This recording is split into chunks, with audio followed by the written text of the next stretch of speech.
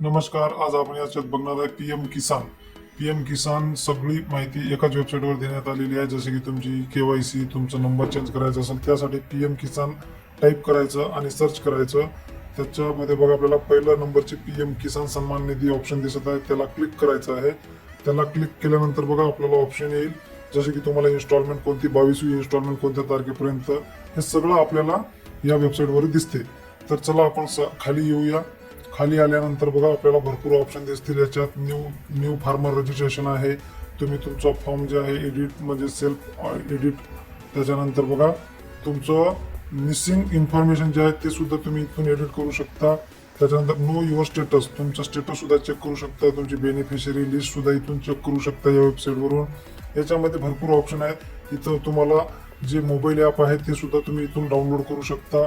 अशा माहिती सगळे आपल्या एकाच वेबसाईटवर pmkisan.gov.in या वेबसाईटवर देण्यात आलेली आहे. अशाच नवनवीन माहितीसाठी आपल्या चॅनलला लाईक, शेअर आणि सबस्क्राईब करायला विसरू नका. धन्यवाद.